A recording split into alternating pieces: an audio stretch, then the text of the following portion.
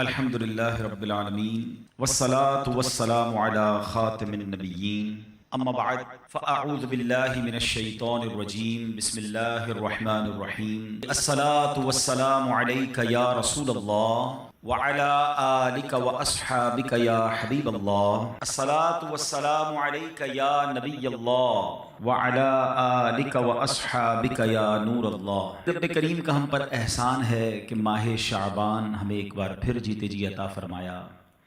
یاد رہے کہ میرے آقا علیہ الصلوۃ والسلام فرماتے ہیں کہ الشعبان شہری، شعبان میرا مہینہ ہے۔ ایک عاشق رسول کے لیے اس سے بڑی کیا سعادت ہوگی کہ جس مہینے کے بارے میں نبی پاک فرمائیں وہ میرا مہینہ ہے۔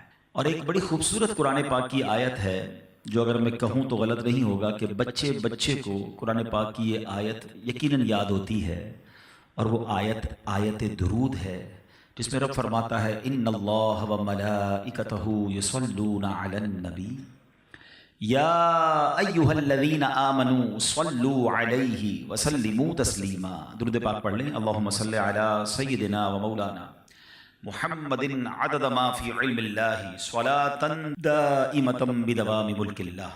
آیت درود جو ہے یہ بھی ماہ شعبان میں ایک روایت کے مطابق نازل ہوئی ہے، تو اس سے پتہ چلا کہ شعبان یہ خاص درود پاک پڑھنے کا مہینہ ہے۔ اسی آیت کو تھوڑا سا سمجھتے ہیں۔ اللہ فرماتا ہے بے شک اللہ اور اس کے فرشتے اس نبی پر درود پاک بھیجتے ہیں، اے ایمان والو تم بھی ان پر خوب درود اور سلام بھیجو۔ قرآن پاک میں بہت سارے آرڈرز ہیں، بہت سارے احکامات ہیں۔ کہیں فرمایا نماز پڑھو، کہیں فرمایا زکوٰۃ دو، کہیں ہمیں حج کا حکم ملا، کہیں ہمیں بہت سارے آرڈرز ملے، کہیں یہ رب نے نہیں فرمایا کہ اللہ اور اس کے فرشتے یہ کام کرتے ہیں، اے میرے بندو تم بھی شامل ہو جاؤ۔ پورے قرآن میں یہی ایک کام اللہ نے قرآن میں فرمایا کہ اللہ اور اس کے فرشتے درود بھیجتے ہیں، اے مومنو تم بھی درود و سلام میں شامل ہو جاؤ۔ سبحان اللہ۔ اس سے اندازہ ہوتا ہے کہ درود پاک کی اہمیت کتنی ہے۔ البتہ یہ سمجھنا ضروری ہے اللہ کا درود پاک بھیجنا اور ہے، ہمارا اور فرشتوں کا درود بھیجنا اور ہے۔ ہم درود بھیجتے ہیں یعنی ہم ریکویسٹ کرتے ہیں، دعا کرتے ہیں اللہ کی بارگاہ میں کہ اے اللہ ہمارے آقا و مولا جناب رسول اللہ صلی اللہ علیہ وسلم پر رحمتیں نازل فرما، برکتیں نازل فرما، اور اللہ ان پر اپنی رحمتیں نازل فرماتا ہے۔ یہ اس کا درود بھیجنا ہے، ہمارا ریکویسٹ کرنا، ہمارا کام دعا کرنا ہے۔ اب ذرا سمجھیے کہ اللہ اور اس کے فرشتے درود بھیجتے ہیں۔ اچھا یہاں یہ بھی نہیں کہا گیا کہ اللہ اور اس کے فرشتوں نے ایک بار درود بھیج دیا، اے مومنو تم بھی درود بھیجو۔ یہاں لفظ لایا گیا یصلون، جو تھوڑی سی عربک گرامر سمجھتے ہیں انہیں پتا ہے یہ کنٹینیسلی ورب کو دلالت کرتا ہے، یہ کنٹینیسلی فعل، کنٹینیسلی ورک کو دلالت کرتا ہے کہ ایک بار نہیں، مسلسل یہ درود جاری ہے۔ سبحان اللہ۔ تو آپ سوچیں کہ اللہ کے نبی پر ہر لمحہ لاکھوں کروڑوں اربوں درود جا رہے ہیں، تو میری اور آپ کے درود پڑھنے کی حاجت نہیں ہے، یہ تو ہم پر مہربانی کی گئی ہے۔ ہماری میمنی میں ایک جملہ کہا جاتا ہے کہ یار کوئی غریب آدمی آ جائے تو اس کو کھٹا دیا کرو، اس سے سودا لے لیا کرو تاکہ اس کا کام بھی بن جائے۔ تو ایکچولی مجھے اور آپ کو چانس دیا گیا ہے کہ درود پڑھ کر اپنی قسمت جگا لو، اپنے بھاگ جگا لو، اپنی نامہ اعمال میں نیکیاں لکھوا لو۔ تو ہمیں چاہیے کہ کثرت سے درود پاک پڑھتے رہا کریں۔ آئیے مل کر محبت کے ساتھ باواز بلند درود پاک پڑھ لیں۔ صلو علی الحبیب صلی اللہ تعالی علی محمد صلی اللہ علیہ وسلم۔ ماہ شعبان میں جہاں بہت خوبصورت واقعات ہوئے، بڑے بڑے بزرگان دین کے عرس آتے ہیں، ان کے ایام آتے ہیں، وہاں ایک بڑی عظیم ہستی ہے، ہم سب کا جن سے تعلق ہے، بلکہ یوں کہوں کہ ہم سب ان کے فالوورز ہیں، ان کے ہم مقلد ہیں۔ میری مراد امام اعظم ابو حنیفہ حضرت نعمان بن ثابت رضی اللہ تعالیٰ عنہ سے ہے۔ 2 شعبان المعظم یہ آپ کا عرس ہے۔ اپنے آپ کو حنفی تو کہتے ہیں مگر بہت سارے لوگوں کو تو امام اعظم کا نام بھی نہیں پتا۔ امام اعظم ابو حنیفہ تو کہتے ہیں، ابو حنیفہ ان کا نام نہیں ہے، ان کا نام نعمان بن ثابت ہے۔ جن کی ہم مقلد ہیں، جن کو فالو کرتے ہیں، ان کا نام یہ ہے۔ تو آج ان کی سیرت، ان کی کچھ بایوگرافی، اور اس بایوگرافی سے مجھے اور آپ کو کیا سیکھنے کو ملتا ہے۔ ایک بڑا عجیب و غریب واقعہ آپ کی زندگی کا۔ کوفہ کی مسجد میں امام اعظم ابو حنیفہ وضو فرما رہے ہیں۔ پہلے یہ فضیلت ذہن میں رہے کہ روایتوں میں آتا ہے کہ جب بندہ وضو کرتا ہے، اے نمازیوں تمہیں مبارک ہو، اے وضو کرنے والوں آپ کو مبارک ہو، کہ جب بندہ وضو کرتا ہے تو چہرہ دھوتا ہے تو چہرے کے گناہ معاف ہو جاتے ہیں، ہاتھ دھوتا ہے تو ہاتھ کے گناہ معاف ہو جاتے ہیں، سر کا مسح کرتا ہے تو سر کے، اور پیر دھوتا ہے تو پیر کے گناہ معاف ہو جاتے ہیں۔ مگر یہ معاف ہوتے ہیں یا گناہ دھل جاتے ہیں، یہ روایتوں میں تو پڑھا، مگر اللہ نے امام اعظم ابو حنیفہ کو وہ نظر عطا فرمائی تھی کہ آپ وضو فرما رہے تھے تو آپ کے برابر میں ایک نوجوان وضو کر رہا تھا، آپ نے وضو کرتے کرتے اس کے ٹپکتے ہوئے قطروں کو دیکھ کر فرمایا، اے بیٹا ماں باپ کی نافرمانی سے توبہ کر لے۔ شاکڈ، یعنی وہ سمجھ گیا کہ امام اعظم پہچان گئے، اس نے کہا جی حضور میں نے توبہ کی۔ اب آپ نے دوسرے شخص سے کہا جو وضو کر رہا تھا، میرے بھائی بدکاری سے توبہ کر لے۔ وہ بھی حیران ہو گیا، کہتا حضور میں نے توبہ کی۔ ایک شخص کے وضو کے قطرے ٹپک رہے تھے، آپ نے کہا بھائی شراب نوشی سے، گانے باجے سے توبہ کر لے۔ اگین وہ حیران تو ہو گیا، لیکن پھر اس نے توبہ کی۔ اب جب یہ واقعہ ہوا تو امام اعظم ابو حنیفہ نے، یعنی یہاں یہ پتہ چل رہا ہے کہ اللہ پاک نے اپنے بندوں کو کیسی بصیرت اور کیسی نظر عطا فرمائی۔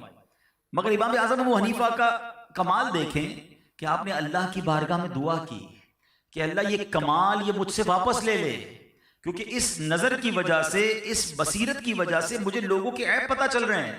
میرے برابر میں کوئی بندہ وضو کرتا ہے، مجھے پتہ چل جاتا ہے اس کا کون سا گناہ دھل رہا ہے، اور مجھے معلوم ہو جاتا ہے اس کا عیب کیا ہے۔ اللہ میں لوگوں کے عیب نہیں دیکھنا چاہتا، مجھ سے یہ کمال واپس لے لے۔ سبحان اللہ۔ اور ایسا ہی ہوا، آپ کی دعا قبول ہو گئی، اور پھر آپ کو لوگوں کے عیب نظر آنا بند ہو گئے۔ آپ اس سے دو باتوں کا اندازہ کیجئے کہ ایک تو اللہ پاک نے کمال کیسا دیا تھا، ان کی نظر کیسی تھی، وہ دیکھ لیتے تھے جو ہم نہیں دیکھ سکتے، مگر سوچ کیسی تھی کہ ہمیں لوگوں کے عیب نہیں دیکھنے۔ اب یہاں ہم سب کے لیے سبق ہے، ہمارے یہاں تو معاملہ ہی الٹا ہے، ہمارے یہاں بہت سارے لوگ تو دوربین لگا کے بیٹھے ہیں کہ عیب پتہ چل جائے، کرتا کیا ہے، اٹھتا کب ہے، سوتا کب ہے، جاتا کہاں ہے، کاروبار کیا کرتا ہے۔ بھائی نئی گاڑی لے لی، چیک تو کرو پیچھے کدھر سے پیسے آ رہے ہیں، نیا گھر فلاں سوسائٹی میں، ابھی تو گھر چھوٹا تھا اتنا بڑا کیسے ہو گیا، ٹینشن شروع ہو جاتی ہے۔ یعنی تلاش میں رہتے ہیں کسی کی ترقی کیسے ہوئی، کوئی آگے کیسے بڑھ گیا، کسی کو عروج کیسے ملا۔ اور اگر پتہ چل جائے، دیکھیں انسانوں کی بستی میں رہتے ہیں، میں اور آپ سارے انسان ہیں، فرشتہ تو کوئی نہیں ہے نا، تو انسان تو ہوتا ہی۔ الانسان مرکب من الخطائی والنسیان۔ What is the definition of human being؟ پہلے یہ سمجھ لیجیے، انسان کی ڈیفینیشن ہی یہ ہے کہ انسان مرکب ہے، مکسچر ہے مسٹیکس کا اور بھول کا۔ یہ تو ہوگا، غلطیاں بھی ہوتی ہیں، انسان سے بھول بھی جاتا ہے۔ تو اگر کسی کا عیب پتہ بھی چل جائے، تھوڑی دیر کے لیے مان لیا کہ اس میں یہ پرابلم ہے یا اس کے گھر کا یہ مسئلہ ہے، اب کیا بنتی ہے میری اور آپ کی ذمہ داری کہ اس عیب کو دوسروں کو بتانا، اس کو انجوائے کرنا۔ ارے بھائی پتہ چلا فلاں نے یہ کیا ہے، ہاں اس کے بیٹے کا یہ مسئلہ ہے، وہ بڑی بڑی باتیں نہیں کرتا، ہاں اس کی بیٹی کا یہ مسئلہ ہے، اور یہ میری بہنیں سن رہی ہیں، ان کو تو بس بال ملنے کی دیر ہے نا، پھر تو سیدھا جا کے سارے پورے محلے کو بتانا ہے۔ کیوں؟ خود سوچئے، مسلمان کا یہ کام نہیں ہے۔ پہلے تو عیبوں کی جستجو میں نہ رہیں، عیب تلاش کرنے کی فکر میں نہ رہیں، اور اگر پتہ چل جائے تو اس کو ایسے بھول جائیں یا ایسے دبا دیں جیسے اپنے عیب کو چھپاتے ہیں۔ اب میں آپ کو دو حدیثیں سنانا چاہتا ہوں۔ امام اعظم ابو حنیفہ سے محبت کرنے والے بیٹھے ہیں، امام اعظم ابو حنیفہ کو فالو کرنے والے بیٹھے ہیں، پھر ان کی سیرت سے کچھ سیکھ کر بھی تو جائیں نا۔ اللہ کے آخری نبی رسول عربی صلی اللہ تعالیٰ علیہ وسلم فرماتے ہیں، یہ حدیث مسلم شریف میں ہے، نبی پاک نے فرمایا جو کسی مسلمان کی تکلیف کو دور کرے، اللہ عز و جل قیامت کی تکلیفوں میں سے اس کی تکلیف کو دور فرمائے گا۔ whenever you find anybody، جب آپ کو کوئی شخص نظر آئے جو کسی پرابلم میں ہے، اگر آسانی ہے اس کی تکلیف دور کریں۔ اچھا یہ بھی بڑا مسئلہ ہے، ہم لوگوں کی مشکلوں کو دور کرنے کا مطلب یہ سمجھتے ہیں کہ یار پیسے خرچ کرنے پڑیں گے۔ ہر چیز پیسے سے دور نہیں ہوتی۔ اگر یہ فارمولہ درست ہے کہ پیسے خرچ کرنے سے تکلیف دور ہوتی ہے تو پھر تو کوئی پیسے والا تکلیف میں ہی نہ رہے، مشکل میں ہی نہ رہے۔ ایسا نہیں ہے، کہیں محبت سے تکلیف دور ہو جاتی ہے، کہیں حوصلہ دینے سے تکلیف دور ہو جاتی ہے، کہیں کسی سے اچھی بات کرنے سے اس کی تکلیف دور ہو جاتی ہے، کہیں کسی کی اچھی جائز سفارش کرنے سے تکلیف دور ہو جاتی ہے۔ ہمارا پہلے ذہن بن جائے کہ مسلمانوں کی تکلیفیں دور کرنی ہے۔ نبی پاک فرماتے جو کسی کی تکلیف دور کرے، اللہ کریم قیامت کی تکلیفوں میں سے اس کی تکلیف دور فرمائے گا۔ لک ایٹ دا ریوارڈ، وہاں کوئی مدد کرنے والا نہیں ہوگا۔ آپ یہاں شاید بہت تھوڑی دیر میں کسی کی تکلیف دور کر دیں، مگر قیامت کی تکلیف دور ہونا اٹس اے بگ ریوارڈ، بہت بڑا انعام ہے۔ مگر اس حدیث کا جو اگلا حصہ ہے جو میرے ٹاپک سے متعلق ہے، آقا علیہ السلام فرماتے ہیں جو کسی مسلمان کی عیب پوشی کرے، عیب پتہ چل گیا، آپ کے سامنے ریویل ہو گیا اس کا فالٹ، اب چھپا دے، عیب پوشی کرے تو خدائے ستار قیامت کے روز اس کی عیب پوشی فرمائے گا۔ ہائے ہائے ہائے، قیامت کے دن میرے عیب نہ کھلیں. ہم سب یہی چاہتے ہیں نا. کتنے عیب ہیں، کبھی سوچا ہم نے؟ لوگوں سے چھپا کر گناہ کرتے ہیں، لوگوں کو پتہ نہ چلے، ہماری یہ فکر ہوتی ہے ارے بھائی فلاں کو نہ پتہ چل جائے، فون بند کر دو، لائٹ بند کر دو، علاقہ تبدیل کر دو. کتنے جتن کرتے ہیں لوگوں سے چھپانے کے لیے، مگر اللہ کتنا کریم ہے، ہمارے عیب چھپائے رکھے ہیں. لوگ کتنی عزت کرتے ہیں ہماری، مگر یہ سارے عیب اگر قیامت کے دن کھل گئے تو کدھر جائیں گے؟ آقا فرماتے ہیں جو دنیا میں کسی کے عیب چھپاتا ہے، اللہ قیامت کے دن اس کے عیب چھپائے گا. ایک اور جگہ اللہ کے نبی علیہ السلام فرماتے ہیں جو شخص اپنے بھائی کا عیب دیکھ کر اس کی پردہ پوشی کرے تو وہ جنت میں داخل کر دیا جائے گا. اگر جنت میں جانا ہے اٹس اے بیوٹیفل وے. عیب پتہ چل جائے چھپائیں. جس طرح اپنے بچوں کے عیب ہم نہیں چاہتے، کہتے ہیں نا ہمارے ایک جملہ بڑا مشہور ہے، یار گھر کی بات گھر میں رہنے دو، تو دوسرے کی گھر کی بات بھی اس کے گھر میں رہنے دو نا. اس کی گھر کی بات کیوں محلے پہ لے جانی ہے؟ اس کے گھر کی بات کیوں سوشل میڈیا پہ ڈالنی؟ کیوں انجوائے کرنا ہے؟ عربی کا ایک مقولہ یاد کر لیجئے، بڑا خوبصورت ورڈ ہے، من ضحکا ضحکا.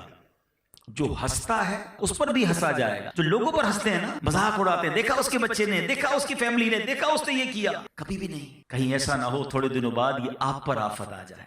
پتہ بھی چل گیا، عیب چھپائیں. سبحان اللہ. امام اعظم ابو حنیفہ رضی اللہ عنہ کی سیرت سے یہ بات ہمیں سیکھنے کو ملتی ہے. اب آئیے میں تھوڑا سا آپ کا تعارف، آپ کی بایوگرافی، جیسے میں نے کہا جو ہم سب کو پتہ ہونی چاہیے. آپ کا نام نعمان، آپ کے والد کا نام ثابت، آپ کی کنیت ابو حنیفہ اور لقب امام اعظم ہے.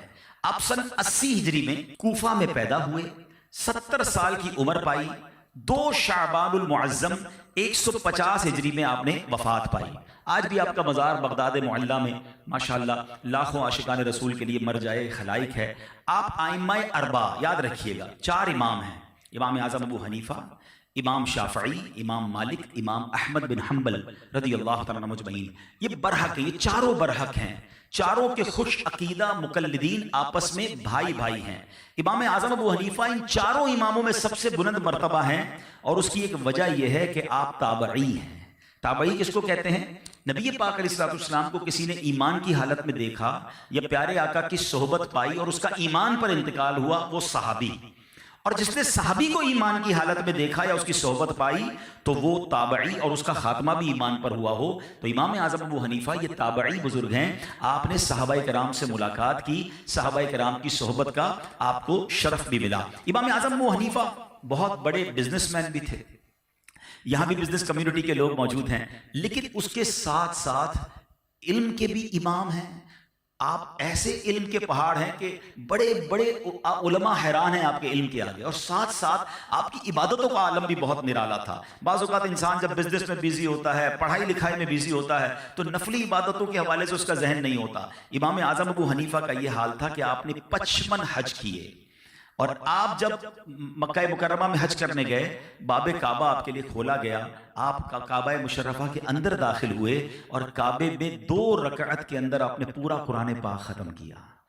دیر تک مناجات کرتے رہے، مشغول دعا تھے کہ بیت اللہ کے گوشے سے غیب سے آواز آئی، تم نے اچھی طرح ہماری پہچان حاصل کی اور خلوص کے ساتھ خدمت کی، ہم نے تم کو بخشا، اور قیامت تک تمہارے مذہب پر جو ہوگا، یعنی جو تمہاری تقلید کرے گا، اس کی بھی بخشش فرما دی.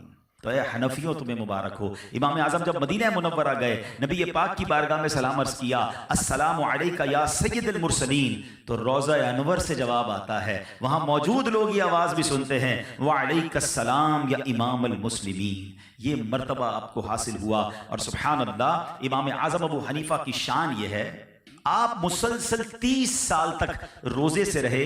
30 سال تک ایک رکعت میں آپ قرآن پاک ختم کرتے رہے، اور 45 سال تک آپ نے عشاء کے وضو سے فجر کی نماز ادا کی. یہ عبادت کا عالم تھا. تقوی کا عالم یہ ہے، جیسے میں نے آپ کو بتایا کہ آپ بہت بڑے بزنس مین ہیں، تو آپ بلینر تھے اس زمانے کے. تو ایک بار آپ کہیں نماز کے لیے گئے تو آپ نے اپنے سیلز مین کو بتایا کہ یہ کپڑا ہے جس میں یہ فالٹ ہے، اگر کوئی کپڑا خریدنے آئے تو عیب بتا کر اسے بیچنا، اس کو بغیر بتائے نہ بیچنا. آپ جب واپس آئے تو آپ نے دیکھا کہ وہ کپڑا سیل آؤٹ ہو چکا ہے. آپ نے اپنے سیلز مین سے پوچھا کہ اس کپڑے کا کیا ہوا؟ تو کہا حضرت ایک بندہ آیا، اچھے ریٹ دیے، میں نے بیچ دیا. تو آپ نے فرمایا تم نے اسے عیب بتایا تھا؟ اس نے کہا حضرت عیب بتانا تو میں بھول گیا. اللہ اکبر. آج ہمارا سیلز مین ہو اور ہمیں بتائے جناب میں نے گھٹیا مال اچھے ریٹ میں بیچ دیا, گاہک کو پتہ بھی نہیں لگا, ہم کہتے شاباش بیٹا تو بڑی ترقی کرے گا. ایسے سیلز مین چاہیے جو ہمارا سارا مال بیچ دے. امام اعظم اس پہ ناراض ہوئے اور اس پورے دن میں جتنی بھی سیل ہوئی تھی جو کہ ہزاروں درہم تھے, آپ نے سب کے سب اللہ کی راہ میں خیرات کر دیے. آپ نے فرمایا وہ مال مجھے نہیں چاہیے جو بغیر عیب بتائے, بغیر گاہک کو مطمئن کیے مال بیچا گیا. پھر امام اعظم کی سیرت سے کچھ سیکھنا ہے. بیان تو بہت سارے ہو سکتے ہیں, مگر میں چاہتا ہوں جس امام کو میں اپنا امام مانتا ہوں, آپ بھی حنفی موجود ہیں, دنیا میں کروڑوں حنفی موجود ہیں, اب ان کی سیرت کو سنیں بھی اور کچھ امپلیمنٹیشنز کریں. تو ایک بات یاد رکھیے, جھوٹ بول کر مال تو بک جاتا ہے, عیب چھپا کر سیل تو ہو سکتی ہے, لیکن اگر حرام روزی ہے تو یہ برکت نہیں لاتی ہے. اگر پیسے جمع بھی ہو جائیں تو سکون چلا جاتا ہے. ایک جملہ اپنے دل میں بٹھا لیجئے, کبھی بھی آپ کے ذہن میں یہ خیال آئے نا کہ یار فلاں آگے بڑھ گیا, میں پیچھے رہ گیا, میں جھوٹ نہیں بولوں گا تو میرا کاروبار کیسے ہوگا, ساری مارکیٹ جناب دھوکہ دیتی ہے, میں اکیلا ایمانداری سے چلوں گا تو کیسے آگے بڑھوں گا. تو ایک بات یاد رکھیے گا, جو میرے نصیب میں ہے نا مجھ سے کوئی وہ چھین نہیں سکتا, اور جو میرے نصیب میں نہیں وہ مجھے کوئی دے نہیں سکتا. تو جب جو میرے نصیب میں ہے مجھے مل کر رہے گا تو پھر جھوٹ بولنے کی کیا ضرورت ہے, پھر حرام کمانے کی کیا ضرورت ہے. اور ایک اور بات یاد رکھیے, حرام زیادہ بھی ہو اس میں سکون نہیں ہے, حلال تھوڑا بھی ہو تو اس پہ بہت سکون ہوتا ہے, اس پہ بڑی برکت ہوتی ہے. ایکچولی پرابلم پتہ ہے کیا ہے, ہم لوگوں نے برکت کی ڈیفینیشن کوئی اور بنا لی ہے. ہم سمجھتے ہیں جس کے پاس بہت پیسہ ہو, بڑے بنگلے ہوں, بہت ساری گاڑیاں ہوں, وہ برکت والا ہے. نہیں, برکت کوانٹٹی میں نہیں ہے, یہ جملہ یاد کر لیں, برکت کوالٹی میں ہے. اربوں روپے ہو اور سکون نہ ہو, صحت اچھی نہ ہو, فیملی اور بچے فرما بردار نہ ہو, گھر میں روز ٹینشن ہو, مجھے بتاؤ یہ پیسے برکت والے ہیں؟ تھوڑے پیسے ہوں, حلال ہوں, کوئی بیماری نہ ہو, سکون کی نیند آتی ہو, بچے نیک نمازی ہوں, ماں باپ کے فرما بردار ہوں, کوالٹی آف لائف بہترین ہے نا. تو برکت اس شے کا نام ہے. تو برکت ہمیشہ حلال میں ہوتی ہے. اچھا پھر شیطان کیا کرتا ہے, ابھی جیسے ماہ رمضان آنے والا ہے, ماشاءاللہ بہت سارے لوگ صدقہ و خیرات دیں گے, زکوٰۃ دیں گے, اللہ کی راہ میں خرچ کریں گے, بہت اچھی بات ہے. مگر بعض اوقات حرام کمانے والے کو شیطان پتہ کیا ذہن میں بیلنس شیٹ بناتا ہے, وہ بھی تو مردود ہے نا, کہ یار ٹھیک ہے جھوٹ بھی بولتا ہے, رشوت کا کام بھی تو کرتا ہوں, سود کا کام بھی چل رہا ہے, لیکن میں زکوٰۃ بھی تو دیتا ہوں نا, میں غریبوں کی مدد بھی کرتا ہوں, میں مسجد بھی بنا دیتا ہوں, تو یہ جو غلط کرتا ہوں تھوڑا بعد میں صحیح کرتا ہوں, تو یہ بیلنس شیٹ لیول ہو جائے گی. یہ لیول نہیں ہوگی, یاد رکھیے گا. ایک جملہ یاد رکھیے, اللہ پاک ہے اور پاک مال ہی قبول فرماتا ہے. اللہ ناپاک مال قبول نہیں فرماتا ہے. آپ سوچئے, اس کو اس طرح سمجھیے کہ آپ کسی بادشاہ کے پاس جائیں اور ایک بہت خوبصورت تحفہ دے کر آئیں, بڑی خوبصورت پیکنگ ہو, ریپنگ ہو, اور آپ وہ تحفہ دے کے چلے جائیں. بعد میں جب بادشاہ ہے آ کر جب اس پیکٹ کو کھولے تو اس کے اندر ایک بوتل نکلے جس میں پیشاب بھرا ہوا, تو بادشاہ راضی ہوگا یا خوش ہوگا یا ناراض ہوگا؟ پیکنگ بڑی اچھی تھی مگر اس پیکنگ کے اندر سے کیا نکلا, ناپاک. بادشاہ کہے گا مجھے ایسا تحفہ دے کر گئے. تو جو لوگ حرام کما کر اللہ کی راہ میں خرچ کر رہے ہیں نا, اور سیٹسفائی ہو رہے ہیں, یار میں اس لیے تو کر رہا ہوں کہ غریبوں کی مدد کرنی ہے, غریبوں کی شادیاں کرواتا ہوں, میں جناب حج بھی کر رہا ہوں, عمرے بھی کر رہا ہوں, یہ بھول ہے آپ کی. ناپاک مال اللہ کی بارگاہ میں قبول نہیں ہے. تھوڑا کریں مگر حلال کریں. تو یہ بات سیکھیے امام اعظم سے کہ اب آپ کے سیلز مین نے بیان نہیں کر پایا کپڑے کا فالٹ, آپ نے وہ سارا مال اللہ کی راہ میں صدقہ کر دیا. ہم کہتے ہیں آنے تو جدھر سے بھی آ رہا ہے بھائی, نہیں میرے پیارے اسلام بھائی, ہم کتنا کھا لیں گے. میں بڑی لاجیکلی بات کرنے جا رہا ہوں, ویپاری لوگ بیٹھے ہیں, اگر یہ کاش بات سمجھ آ جائے نا. میں نے بہت کیلکولیشن کی, افضل بھائی ذرا غور سے سنیے گا. میں نے کیلکولیشن کی کہ میں جتنا کماتا ہوں, آپ جتنا کماتے ہیں, اپنی لائف میں اپنی کمائی کا کتنا پیسہ استعمال کرتے ہیں اپنی ذات پر, پرسنلی اپنے اوپر. میکسیمم آپ 5% خرچ کر پاتے ہیں. 100 روپے کمائیں نا, اگر پوری لائف کو کیلکولیٹ کر لیں, میری ذات پر میں اپنے کمائے ہوئے کتنے پیسے خرچ کرتا ہوں؟ 5%. باقی کیا ہوتا ہے؟ بچے کھاتے ہیں, فیملی کھاتی ہے, یا میں چھوڑ کے مر جاتا ہوں. ایسا ہی ہے نا. اب میرا جملہ سنیے گا, کمانا 100 ہے, اپنے اوپر خرچ 5 کرنا ہے, اور جواب بھی 100 کا دینا ہے. اگر میں نے حرام کمایا, پرسنٹ تو 5 خرچ کیا نا اپنے اوپر, مار 100 کی کھاؤں, جواب 100 کا دوں باقی لوگوں کے لیے. کل تو قیامت کے دن بچے بھی کھڑے ہو جائیں گے اللہ کی بارگاہ میں, یا اللہ ہمیں کیا پتا والد کہاں سے لاتا تھا, یہ حرام کماتا تھا, ہم انجوائے کرتے تھے, ہم تو مارے گئے نا. اپنی ذات پر 5% خرچ کرنا ہے اور جواب 100% کا دینا ہے. مار 100% کی کیوں کھاؤں بھائی میں؟ تو کیوں نہ تھوڑا ہی کماؤں اور وہ حلال کما لوں؟ جب خرچی میں نے اپنی ذات پہ تھوڑا کرنا ہے، باقی لوگوں نے کھانا ہے، تو مجھے کیا پڑی ہے میں حرام کام کی طرف جاؤں؟ کاش یہ بات لاجیکلی سمجھنے والی ہے. جتنا بھی جمع کر لیں آپ خرچ نہیں کر پاتے اپنی ذات پر، تو لیکن جواب تو اللہ کی بارگاہ میں آپ نے دینا ہے نا.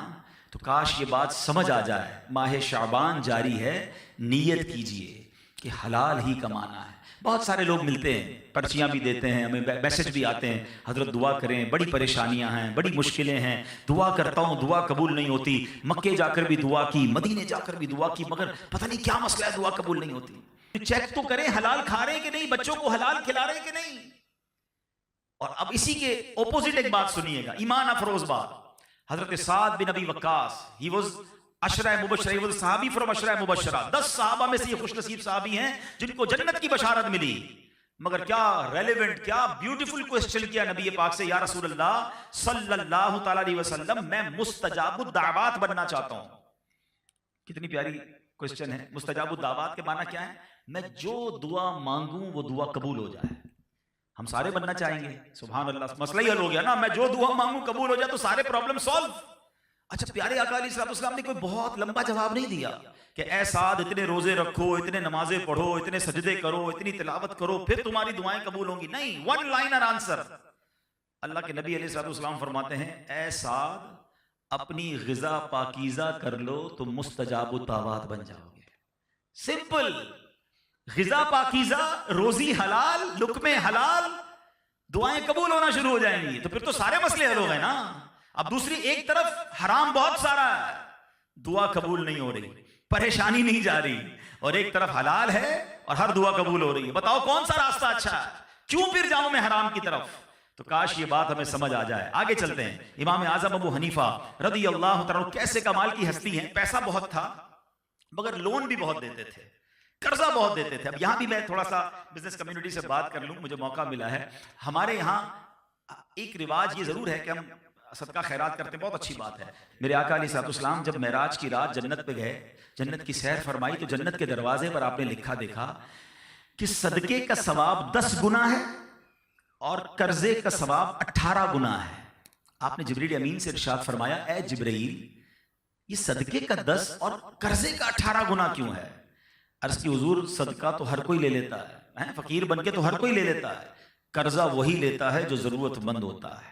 اب ایک حدیث پاک سنیے گا جس کا مضمون ہے کہ جو کوئی شخص کسی کو قرضہ دیتا ہے، فار ایگزامپل آپ سے کسی آپ کے ملازم نے، رشتہ دار نے قرضہ مانگا، 50,000 روپے دے دیں میں 2 مہینے میں دے دوں گا. آپ نے اس کو قرضہ دے دیا، آپ کو پتہ ہے ثواب کتنا ملے گا؟ حدیث پاک کا مضمون ہے روزانہ جتنی رقم آپ نے قرضہ دی ہے نا، روزانہ اتنی رقم آپ کو صدقہ کرنے کا ثواب ملے گا. اس کا مطلب یہ ہوا کہ روزانہ 50,000 روپے اللہ کی راہ میں صدقہ کر رہے ہیں، 2 مہینے کے بعد پیسے واپس آ گئے اور آلموسٹ 30 لاکھ روپے اللہ کی راہ میں صدقہ کرنے کا ثواب بھی مل گیا. اچھا اب وہ بندہ آپ سے کہتا ہے حضور پریشان ہوں 1 مہینہ اور دے دیں. آپ نے دیکھا واقعی پرابلم میں 1 مہینہ اور دیا، روایتوں کے مطابق اب ثواب آپ کا ڈبل ہونا شروع ہو گیا. آپ نے ایکسٹینشن دی، اب روزانہ 1 لاکھ روپے اللہ کی راہ میں صدقہ کرنے کا ثواب مل رہا ہے. سیدی اعلیٰ حضرت امام اہل سنت فرماتے ہیں میں روزانہ اتنے روپے صدقہ کرتا ہوں. 100 سال پرانی بات ہے، 100 سال پہلے روپے آج کے ہزاروں روپے، لاکھوں روپے کے برابر ہیں. تو لوگوں نے کہا آپ روز اتنا صدقہ کرتے ہیں؟ آپ نے فرمایا میں نے اتنے پیسے کسی کو قرضہ دیا ہوا ہے اور جتنے دن گزرتے جا رہے ہیں روز مجھے اتنا صدقہ کرنے کا ثواب مل رہا ہے. تو یہاں میں ایک مشورہ دوں گا. ہمارے یہاں پرابلم یہ ہو گیا ہے، ہم سے آ کر کوئی پیسے مانگے کہتے ہیں مجھے نفع کتنا دو گے. یہ جو سود ہے نا، یہ ایسی لعنت ہے جو بندے کے دل کو سخت کر دیتی ہے. اب جب سود کی جو ایک مذمت ہے وہ یہ بھی ہے کہ رحم دلی ختم ہو جاتی ہے. وہ ہر چیز میں نفع مانگ رہا ہوتا ہے کہ بھئی تجھے پیسے چاہیے، مجھے کیا ملے گا؟ حالانکہ وہ بیچارہ غریب پریشان، بچی کی شادی کرنی ہے، کوئی اور مسئلہ ہے. تو اسی لیے قرضے کی فضیلت بیان ہوئی تاکہ غریب پریشان مسلمانوں کا بھلا ہو جائے. اب یہاں میں 2 باتیں عرض کروں گا کہ آپ کوشش کیا کریں. میں ایک مشورہ دیتا ہوں، میں دیکھ رہا ہوں ماشاءاللہ اللہ پاک نے یہاں بہت سارے ایسے لوگ ہیں جن کو بہت نوازا ہے، اللہ نے کروڑوں میں آپ کو نوازا ہے. میں آپ کو ایک مشورہ دیتا ہوں، اپنے آفس پہ ایک بجٹ بنائیں. مثال دیتا ہوں 1 ملین کا، 2 ملین کا، 5 ملین کا، جتنا اللہ نے آپ کو نوازا ہے. اور آپ اپنے ہی ملازمین میں، اپنے ہی رشتہ داروں میں جس کو آپ سمجھتے ہیں گارنٹی لینے کی آپ کو اجازت ہے، آپ اس کی سیلری میں سے کاٹ لیں، اس سے کوئی گارنٹی رکھ لیں. آپ نظام ضرور بنائیں قرضہ واپس کرنے کا، اس میں کوئی حرج نہیں ہے. لیکن اگر مثال کے طور پہ آپ نے 5-10 لاکھ روپے قرضہ لوگوں میں بانٹ دیا تو روزانہ 10 لاکھ روپے اللہ کی راہ میں خرچ کرنے کا آپ کو ثواب ملے گا اور مسلمانوں کی غم خاری الگ ہو جائے گی. تو یہ ایک بہت بڑی نیکی ہے جس کو ہمیں اس کو رواج دینا چاہیے، آج کل مشکل بھی بڑی ہے۔ سیکنڈلی، اب شریعت جو قرضہ لے کر ٹائم پہ واپس نہیں دیتے نا، ان کو بھی سمجھاتی ہے، اور وہ کیا ہے کہ اگر آپ کا ٹائم آ گیا ہے اور آپ دے سکتے ہیں، پھر بھی اگر آپ نہیں دیتے تو فرمایا ہر گھڑی آپ کا گناہ کا میٹر جاری ہو جاتا ہے۔ تو وہ لوگ جو کسی سے پیسے لیتے ہیں، اس سے پہلے کہ وہ ہم سے مانگے، ہمیں ٹائملی اسے لوٹا دینا چاہیے تاکہ ہم گناہگار نہ ہوں۔ تو بہرحال میرے پیارے اسلامی بھائیوں، امام اعظم جو اتنے بڑے امام ہیں نا، مگر اتنے بڑے امام ہونے کے باوجود اپنی والدہ کا ادب کیسے کرتے تھے؟ آخری بات سبحان اللہ، کہ آپ کی والدہ جو تھی وہ آپ کے علاقے میں ایک مسجد کے امام صاحب تھے، ان سے بڑی متاثر تھی، واعظ تھے، تقریر کرتے تھے، تو آپ کی والدہ آپ کو کہتی کہ جا کر ان سے مسئلہ پوچھ کر آؤ۔ اب عجیب بات ہے، آپ کروڑوں حنفیوں کے امام ہیں، فقہ کے امام ہیں، مفتی اعظم ہیں، اور ماں کہتی ہے مجھے مسجد کے امام سے مسئلہ پوچھنا ہے۔ کسی موقع پر ماں سے یہ نہیں کہا کہ ماں تم جانتی نہیں میں کون ہوں، میں تو دوسروں کو تدریس کرتا ہوں، میں دنیا بھر میں میرا فتویٰ چلتا ہے اور میں مسجد کے امام سے پوچھنے جاؤں؟ کہتے لبیک۔ اس مسجد کے امام صاحب کے پاس جا کر کہتے ماں نے فلاں مسئلہ پوچھا ہے۔ امام صاحب کہتے ہیں حضرت آپ میرے حجرے میں آ گئے، آپ اتنے بڑے مفتی ہیں، آپ اپنی والدہ کو جواب دے کر نہیں، امی نے آپ کا فتویٰ مانگا ہے۔ کہا ٹھیک ہے پھر آپ ہی لکھ دیں، میں اس پہ سائن کر دیتا ہوں۔ امام اعظم فتوے کا جواب لکھتے، وہ سائن کرتے، ماں کو آ کر کہتے ماں امام صاحب نے یہ جواب تصدیق کر دی ہے۔ ماں خوش ہو جاتی۔ ایک دن ماں کہتی میں نے خود جانا ہے۔ کروڑوں حنفیوں کے پیشوا ماں کو خچر پر بٹھا کر، اس کی رکاب تھام کر کوفہ کی گلی میں لے کر جا رہے ہیں، اور لوگ دیکھ رہے ہیں کہ اتنے بڑے امام اپنی ماں کی سواری کو لے کر زمین پیدل چل رہے ہیں، اور حجرے کے باہر جا کر کھڑے ہو گئے۔ والدہ امام صاحب کے پاس گئیں، فلاں واعظ کے پاس گئیں، مسئلہ پوچھا، امام اعظم باہر کھڑے رہے، وہ مسئلہ پوچھ کر آئیں، والدہ کو لے کر گھر آئے۔ یہ ہے ادب۔ ایک بات سیکھو، آپ دنیا میں کہیں بھی پہنچ جائیں، کتنا ہی نام کیوں نہ ہو جائے، کتنی شہرت کیوں نہ ہو جائے، کتنا ہی مقام کیوں نہ مل جائے، ماں باپ سے کبھی مت کہنا میں بڑا آدمی بن گیا۔ ہم ماں باپ کے بچے ہی ہیں۔ جو کچھ مجھے اور آپ کو ملا ہے نا، وہ ماں باپ کے صدقے ملا ہے۔ جو ادب کرتے ہیں وہ نوازے جاتے ہیں۔ ایسی نہیں اتنا بڑا نام ہو گیا امام اعظم کا، ایسی ماں کی دعائیں لیں کہ آج دیکھیں کروڑوں حنفیوں کی آپ پیشوا ہیں، اور صدیاں گزرنے کے بعد بھی آج ہم ان کا ذکر کر رہے ہیں۔ اللہ کریم تربت امام اعظم پر کروڑوں رحمتوں کی بارش نازل فرمائے، ان کے صدقے ہماری مغفرت فرمائے، ان کے تقوی، پرہیزگاری، خوف خدا کا رب عز و جل ہمیں بھی حصہ نصیب فرمائے۔ تو اے میرے پیارے اسلامی بھائیوں، چند باتیں میں نے ان کے بارے میں عرض کی، کوشش کیجئے گا یاد رکھ کر اس پر عمل کیجئے گا۔ الحمدللہ ایسی پیاری باتیں دعوت اسلامی کے ماحول میں سکھائی جاتی ہیں۔ مدنی چینل دیکھتے رہیے، دعوت اسلامی کے اجتماعات میں بھی تشریف لاتے رہیے۔ اللہ پاک ہم سب کو عمل کرنے کی توفیق عطا فرمائے، آمین بجاہ النبی الامین صلی اللہ تعالی علیہ وسلم۔